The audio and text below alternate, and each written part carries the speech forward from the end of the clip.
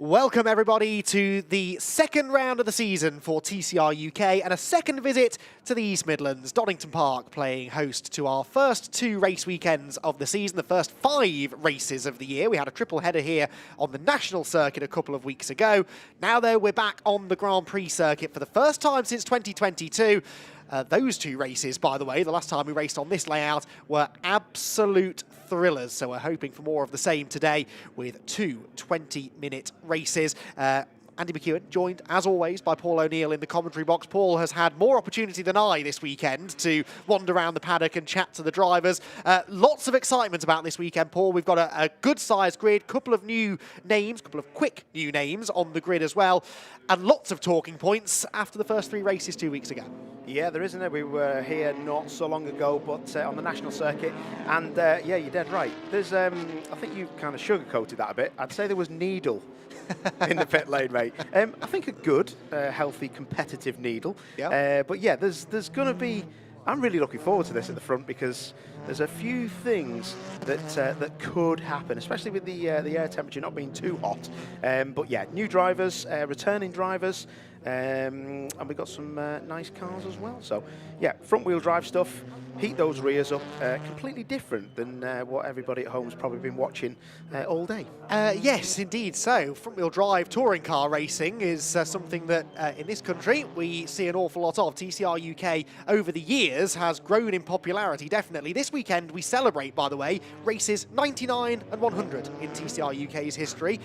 More on that later. Race 2, the reverse grid race, will be the 100th TCR race in the United Kingdom, which is quite the achievement, actually. I think there were several points along the way where we wondered whether we'd get to race 100, but here we are with a really strong championship and more now of these new generation Gen 2, even Gen 3 TCR cars starting to appear on the grid, Paul, and that is also going to help, I think, just with the publicity of the championship. It looks better, doesn't it? It looks more professional than ever this year. Yeah, definitely. A lot of new cars, like you said, and great colour schemes. And yeah, Audi is quite well represented today as well, with 3 of their RS3s on the grid. But yeah, still great that we can see the likes of Callum Newsham still compete somewhere up the front with an older Hyundai there. So yeah, it's all got the ingredients for some special racing. And look at them skid marks on that chicane exit. That's not good.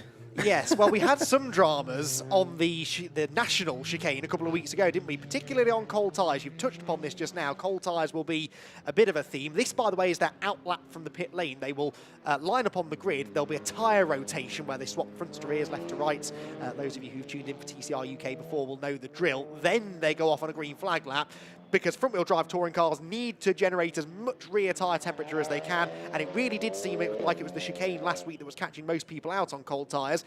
If anything, the chicane on the Grand Prix circuit is even more unforgiving. Yeah, definitely, and you can see there by the experienced guys that were at the front, Shepherd and Bradley Burns, you could see how hard they were weaving those tyres to make sure that there's enough heat in the fronts to get put onto the rear of the car and make sure they're all ready to rock and roll. But yeah, it's going to be interesting, this, and this is the hardest circuit on brakes in the UK. Here in Oulton Park, big braking zones with, you know, small-ish sprints to the next corner, then a big braking zone again. So yeah, everything is looking good, and you can see now, as you were saying, Andy, they're getting them tyres off to parallel cross them. So right rear should go on the left rear should go on the right front, which they're doing there, and you can see they're already changing that. So that'll take a little bit of time. Bradley Burns getting a good look, and you can see actually the lady who was just talking to him, she's just had run off with a little bit of sellotape, coloured sellotape to mark him up on the barriers at the other side, so he doesn't miss his pit box. He being Bradley Burns, making his debut in TCR UK this weekend. Bradley, a former podium finisher in TCR Germany. He's been racing in the Audi TT Championship last year, and I believe is back again to race in that this season, but making a guest appearance this weekend. Now, there's a couple of significant things surrounding Bradley Burns, I think it's fair to say. First of all, he doesn't score points. He's a guest driver. He's invisible as far as points are concerned.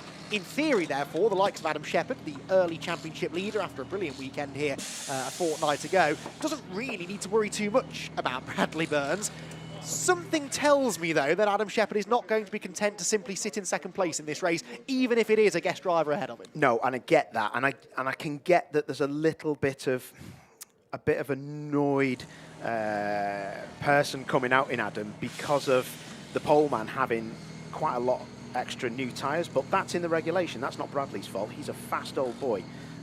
So fair play to him for sticking on pole, but I think he did use another set of fronts, new tyres to try and grab that pole position off Adam. But listen, they're here to race, and like you say, he doesn't score any points, Bradley Burns, but Adam Shepherd will be just wanting to get this championship sewn up, so I can't see anything silly happening. The one thing I will say, though, Andy, speaking to Bradley Burns just before, he's a lovely lad, actually, he was telling me he's never done a starting one, so that is quite a big thing, and Shepherd is quick off the start, so I'm really looking forward to this. And Sam Laidlaw's made a really good effort lining up P3 on the grid, and I think the top 5 are, I think they're covered by 3.5 tenths, something like that. Yes, it was 133.1, let's say, for Brad Burns on pole position. That was only a 1/10.5 quicker than Adam Shepherd, but the next 1/10.5 takes you back to Callum Newsham in 5th. So yeah, top 5 covered by virtually nothing. 3/10, give or take. There is the 5th placed man, Callum Newsham, who had a mixed weekend here, really, 2 weeks ago, didn't he? He had race-winning pace, I think he will argue, across all 3 races. Race 1 had a mechanical issue when he was challenging Adam Shepherd for the race lead. Race 2, he and Shepherd were the 2 front-running men on slick tyres on a drying track, but just coming through the pack, Shepherd made a move on Callum when he got sort of boxed in behind one of the wet-tyred cars, and Callum was never quite able to retaliate. He did, though, bounce back in race 3, didn't he, Callum Newsham, with a race victory. Adam Shepherd made a bit of a mistake, or had a moment on oil, we think, actually, on the first lap. But even without that, I think Newsham would have had pace to challenge him for a victory there as well. So Callum, I think, should be a bit more satisfied maybe than he is with what happened 2 weeks ago. Yeah, definitely. But the Hyundai runners are telling me that they are feeling very slow out of some of these slower hairpins as well. So, yeah, if you are new to TCR racing, we've got a bit of a balance of performance system, a bit like British GT, where the cars are just tried to be kept as level as they can be. But some cars obviously suit some circuits better with some BOP and vice versa. So it's a difficult one, mate. But I've got to say, I'm really looking forward to this. This is going to be interesting. I'm just laughing because the crowd who've come to see British GT, they probably know that TCR may be on, but they're like, what are these things doing on British GT? But I think it's brilliant because it's a new audience for us at TCR to show off what fantastic racing you can catch. They've had a bit of a history with British GT over the years. I think this is about the 4th time TCR UK has been a part of the British GT package, usually here at Donington Park. So, yeah, they have a bit of a history running on this package. Yeah, Jess Hawkins won the last race that we were on. Do you remember at Alton? At Alton Park, yes, you're absolutely right. So, yeah, we've had some good races, actually. And as I said, the last time we were on the Grand Prix circuit at Donington Park was the last time we were on the British GT race weekend, and that second race in particular, probably my favourite TCR UK race of all time. Max Hart came through from 10th on the grid to win it. Lewis Kent was going around the outside of everyone down at the old hairpin. Brad Hutchison nearly had an almighty crash at the top of the Craner curves and got it all gathered together. It was a very entertaining race. If you've got time between the 2 races today to go back on YouTube and watch it, I thoroughly recommend you do so. Green flag lap then is underway. The cars this time are making their way around to the grid proper, so let's take a look at how they're going to line up. It is, as we've said, Bradley Burns in the Gen 2 spec Audi that has that pole position by a 1/10.5 over points leader Adam Shepherd. Brad Hutchison on negative points after the season opener, looking to improve his fortune from 3rd. We'll have Sam Laidlaw alongside. Then Callum Newsham and Sam's father Steve are on row 3, ahead of Alistair Camp on the 4th row. Finn Leslie and Luke Sargent will complete the top 10, ahead of Harry Blaw and Will Beach on row 6. Mark Smith and Greg Saunders on the 7th row of the grid. George Jackson with another car change. He's now at the wheel of a Gen 2 Audi. Has got the championship promoter, Stuart Lyons, alongside him. Those 2 starting from the back of the grid because of championship regulation 5.4.9, which Paul O'Neill is going to tell us all about. Sorry, I didn't quite hear that. I presume that's something to do with, well, for George Jackson, a car change which counts as an engine change. And I know Stuart Lyons had some engine issues here, didn't he, a couple of weeks ago? So engine change will be the reason. So, Bradley Burns or Adam Shepherd, who's your winner? Oh, I'm going to go for just about Adam Shepherd, but I know that Adam will have different lifed tyres. Let's just say that. I think I think he'll probably get him off the line, but after that, I think it's going to be battle royal. Honestly, this is going to be proper stuff, this. Brad Hutchison in third place, I'm sure, will be screaming at us now for saying, what about me? Well, yes, he probably could win this as well. So could Sam Laidlaw, so could Callum Newsham. The great thing about TCR this year, isn't it? There are at least half a dozen drivers who have the potential to win races, and others who, as the season goes on, I think will get there as well. Alistair Camp, Finn Leslie, who we haven't mentioned yet, he's second in the championship after the season opener. Spoke to him yesterday. He said, actually, I might have only qualified 9th, but I'm about as close to the front of the grid as I was 2 weeks ago, and I proved then you don't need to be the fastest to bag big points. Yeah, just got to finish. Spoke to him just earlier, and like you say, he just kept out of trouble. And what you got to remember is our next race after this, at the end of the day, is the 100th TCR race, like you mentioned, but also that's the reverse grid race, top 10. So, yeah, there's going to be a battle for 10th and 9th, I think, as well.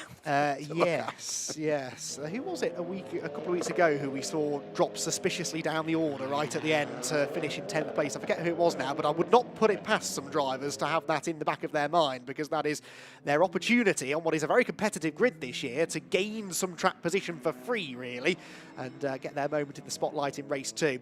There towards the back of the grid were Jackson and Lyons. Of course, Stuart Lyons is in a different car this year. He's not in the Lincoln Co, is he? He's at the wheel of a Hyundai. That's why.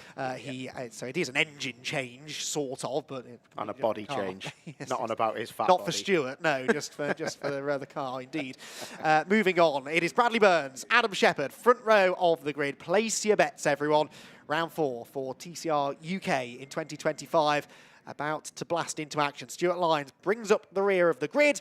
Eyes to the starting gantry. Keep an eye on Bradley Burns. How is he going to get on with a standing start in that Gen 2 Audi? He's creeping a bit, is he? Maybe now the lights go out. Lots of wheel spin from Sam Laidlaw. Burns has got away well, but I do wonder whether he went a little bit too early. Shepherd under threat from Hutchison. Newsham to the outside. 3 abreast for second position. Hutchison stands his ground. Newsham, I don't think knew there were 3 abreast. There's just about space for all of them. But Adam Shepherd down to 4th place, exiting the first corner. He may get 3rd back here as he challenges Newsham through the crane of curves. The next turn is a left-hander, though, and that means Shepherd's on the outside line. That doesn't matter. He fights hard for the inside at the old hairpin and will just hang on to 3rd, but not a great start from Shepherd. Brilliant start from Hutchison to 2nd. Wow, what was I saying about the best starter on the grid? Adam Shepherd, that was terrible. Steve Laidlaw has got ahead of Sam, his son, I think. So, yeah, that's it's looking a bit spicy in the back. Camp now into the back of the 2 Laidlaws, so he's looking quick. I'll tell you what, Bradley Burns got away so well, but was he creeping? That is the question. I wouldn't like to be the judge. It was hard to tell from the angle we were looking at it from, but anyway, he certainly got a clear lead into the first corner, didn't he? And he's leaving behind now this all Cupra battle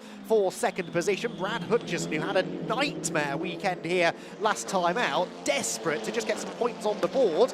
He is under threat, though, from Shepherd. Steve Laidlaw, as you said, made a much better start than his son Sam, and now wants 4th place away from Callum Newsham. This is the part of the track where the Hyundai drivers have said they've been struggling all weekend long. Shepherd having a nibble at the back of Hutchison, but Brad, in fairness, standing his ground here. Yeah, standing his ground, but Bradley Burns, great first lap, that is, and Brad Hutchison, you've got to give him a round of applause for where he's got to. I mean, he's only gone up 1 place, but is that water or something coming out the lead car? Oh, no, it's Shepherd!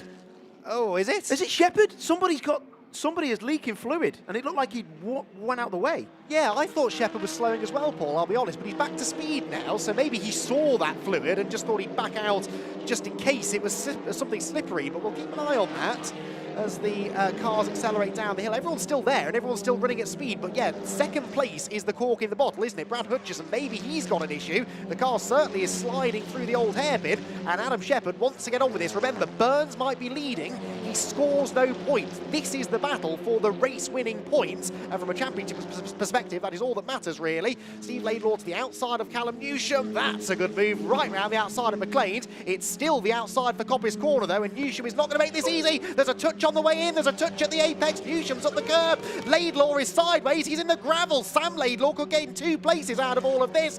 Off goes Steve Laidlaw. Sam into 4th place. Wow, Sam just sat there and got past, didn't he? No problem at all. Bradley Burns on a flyer straight through the chicane, but yeah, Callum Newsham, I think he did. There was only the faintest of touches, wasn't it, going into Coppice? Yeah, but even on the 2nd lap, the rear tyres aren't going to be at full operating temperature, are they? Oh, Newsham! No, Newsham into the back of Sam Laidlaw. That was a really clumsy moment down at the bottom of the hill, and Sam Laidlaw now finds himself pointing the wrong way. Here comes his father, Steve, who's almost at the back of the field as well, and both Laidlaws now left on a recovery drive. Alistair Camp takes advantage of it all, gets to the inside of Callum Newsham, and will move up into, is that fourth place? Yes, fourth position at the end of a dramatic second lap of the race. Newsham fighting back though. This is the fight to be the best of the Hyundais. Into Redgate corner they will head. Inside line for Camp will prevail, at least on the way in. Can Newsham get the switch back? The answer appears to be no. So Camp goes fourth, Newsham fifth. And look who is picking his way through all of the drama, just as he did 2 weeks ago. Finn Leslie up to sixth. Wow, well, that's Finn Leslie, isn't it? He was, oh, look at that, Newsham down the inside. That's a great move. Looked like he had a little bit more speed down the Craner curves. Gets it done. Loads of gravel there on the exit, the old hairpin. But yeah, good stuff from Camp, and he knew he was beaten there. So a little flash of the lights. Don't know if that was by accident, but yeah, that is the battle of the Hyundais, isn't it? Yeah, with Leslie in a third Hyundai i30N closing in. Then it's Luke Sargent, who said he wasn't particularly happy with his qualified performance yesterday, but again has picked his way through some of the drama to be in seventh place now. Both Laidlaws, by the way, have carried on after their Hyundai, well, Callum Newsham related incidents. Newsham had contact with both of them, didn't he? Over the space of about 3 corners, sending both of them off the road.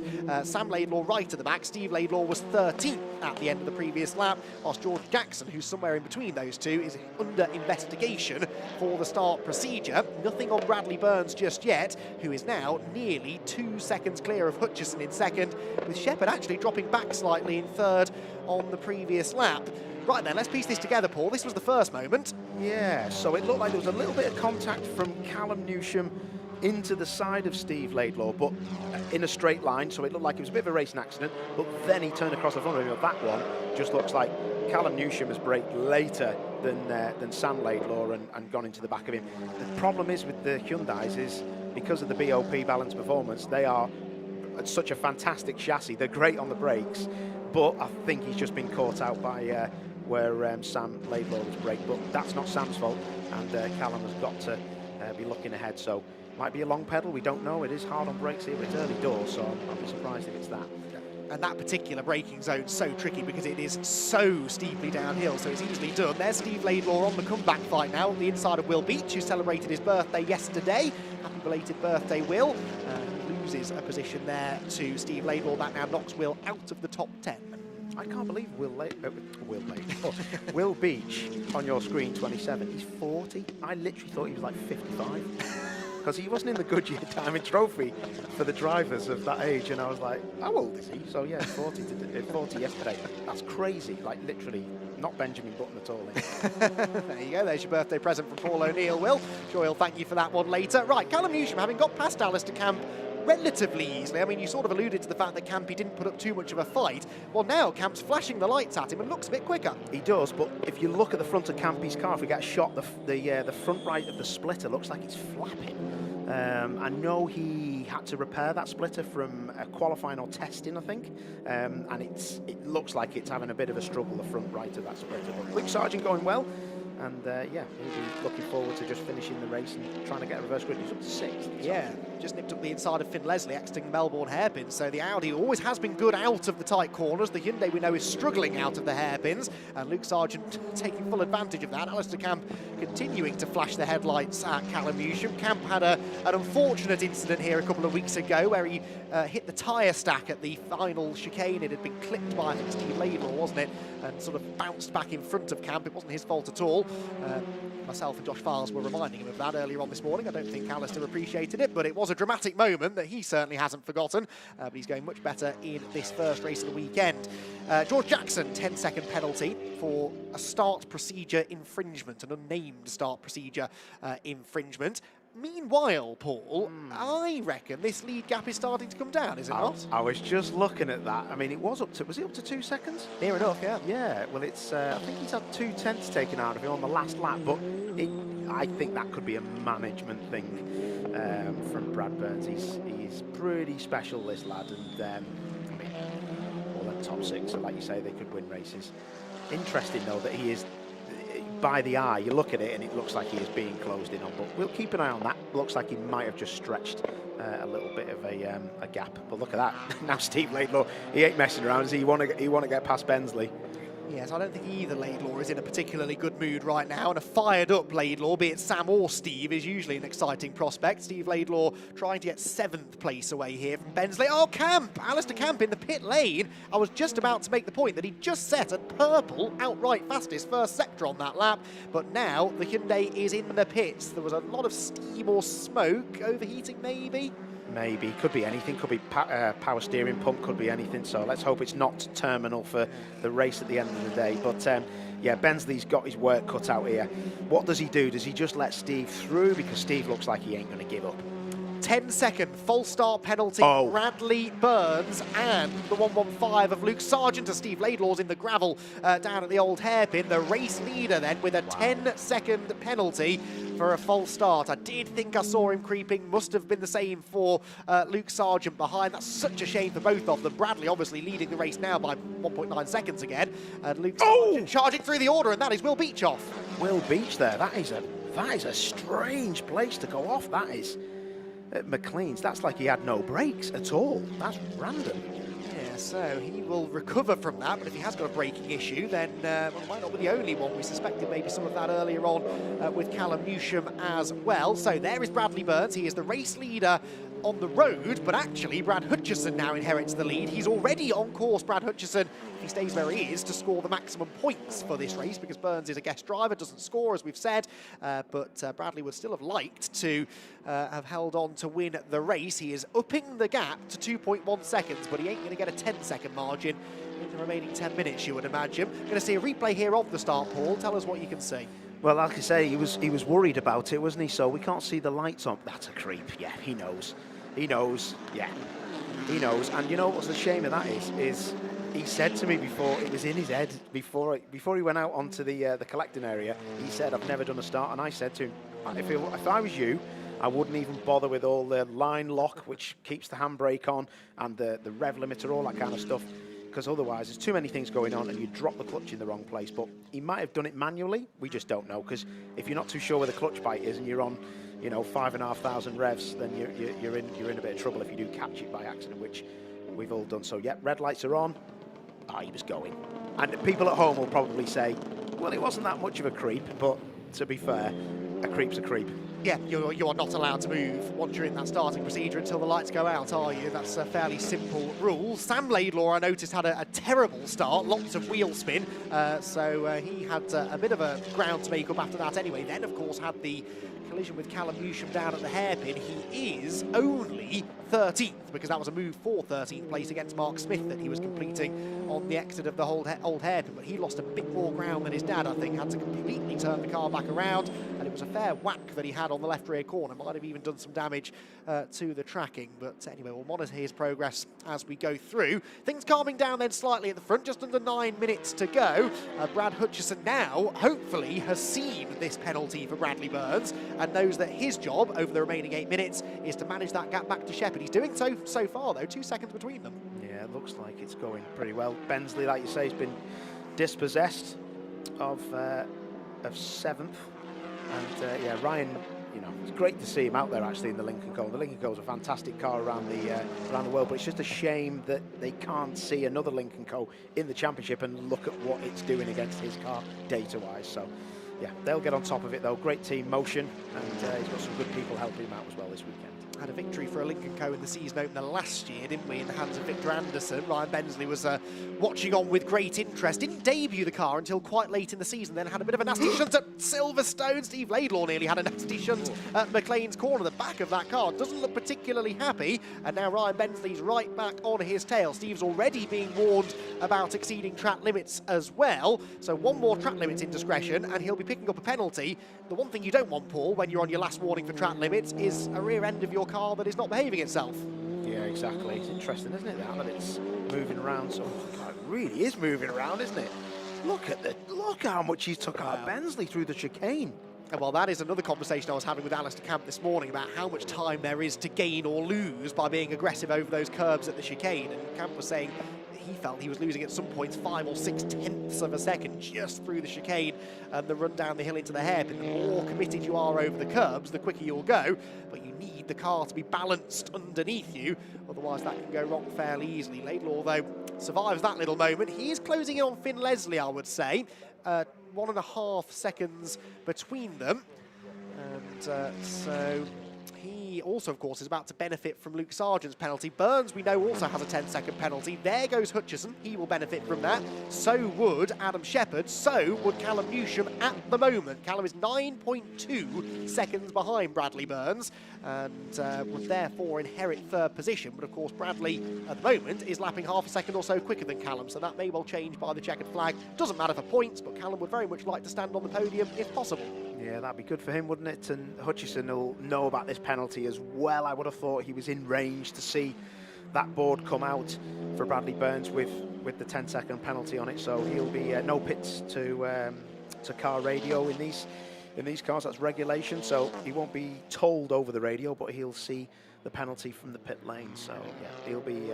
He needs this win, doesn't he, Brad? Oh, I was just about to make that point. You read my mind there, Paul, because I'm not going to say he was down after the season opener, because I've never seen Brad Hutchison down. No. He is the cheeriest man in the paddock by some way. But I think last time out tried even his patience, didn't it? Because everything that could have gone wrong went wrong. He didn't qualify particularly well. He had mechanical issues. He was involved in some contact in the first race. That got him some penalty points. Then, of course, had the puncture when he was running well in race 3 as well. So he really does need a good result for the championship and for morale. Will Beach needs to modify his line through the Melbourne hairpin, because that I don't think is the quickest way through, Paul. No, not at all. No. But to be fair, do you know why he did that? Because Stuart Lyons just nearly drilled him in that Hyundai. Fair enough. Yes, I'd give Stuart a wide berth as well. Sam Laidlaw isn't quite so intimidated by Stuart Lyons, is he, though? He's nibbling now at the rear bumper of the Hyundai. This is now the battle for a position in the top 10 and race 2 pole position. Oh, well, there you go then. This is where it all gets a bit tasty. Sam Laidlaw with the fastest lap, 33.2 as well. He did well there, because that was whilst battling with Stuart. Yes. Good effort. Yeah, good point, actually, yeah. So 133.250. Here is his father, Steve, by the way, making the decisive move on Finn Leslie. Oh, these two tangled a couple of weeks ago at the very next corner. Coppice, whilst battling over a podium place. They almost did so at McLean's. Bensley tries to buy into this as well and does get to the inside of Finn Leslie. That was great opportunistic driving from Ryan Bensley, who, in fairness, has not let Steve Laidlaw get away. Yeah, I was watching Finn Leslie's car on the lap before, and it looked really nervous in a straight line. I don't know if it's my eyes, but when you're watching Finn Leslie's car, it looks like it's moving around in a straight line. So, yeah, you can see his white gloves there just going at it on the steering wheel. But, yeah, that car looks like it's pretty nervous. They're always on the nose, these Hyundais. They're very much a jacked-up front-wheel drive car that they're always looking like the torque steering with not much contact patch on the rear of them tyres. You can see the camber that's on the rear of the car of Finn Leslie's, and that's why it'll be just moving around always. So there is Finn Leslie then heading out of the final corner. Interestingly, by the way, Callum Newsham is now more than 10 seconds adrift of race leader Bradley Burns, which means Burns would now only drop to third. He's actually 6.7 seconds ahead of Adam Shepherd, so there's no guarantee that Adam will be within that 10-second range by the end of the race. The fastest lap of the race then, 133.2, Paul. Finn Leslie is dropping like a stone. Oh, he is, isn't he? Yeah, 37.8 compared to 33.8 of the leader. So they dropped off the back of Bensley. I don't know what his issues are, but yeah, very interesting.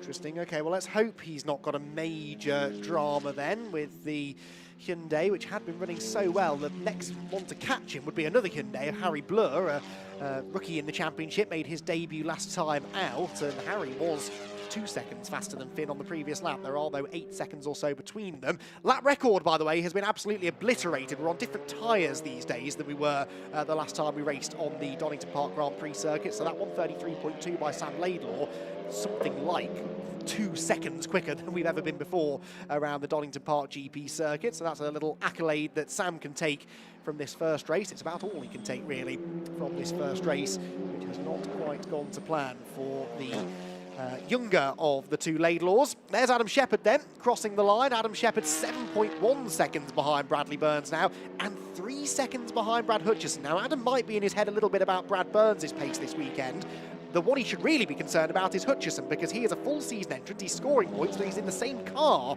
as Shepherd, same tyres, same everything, and he's gapped him by 3 seconds. Yeah, he's done all right. I mean, the only difference between the two cars is the 40 kilos of ballast compensation weight that Adam Shepherd's carrying, but still, we know how good Adam Shepherd is, we know how good Brad is, but this is going to be a fantastic win for Brad. This is going to be spot on. But Callum Newsham just trying to score some points. He's just dropped out of that podium, isn't he? He's 10.3 seconds behind the leader Burns with that 10-second penalty. Although his previous lap was only a tenth slower than Brad, so he's pushing on. I'm sure he'll be aware of the situation regarding Brad's penalty, although again for points it makes no difference to Callum. He would pick up third place points regardless. There is Brad Hutchison though. We're going to have one more lap to go at the end of this one, and well, he's not going to win it on the road, but it looks as though he is going to claim potentially his first race victory of the season.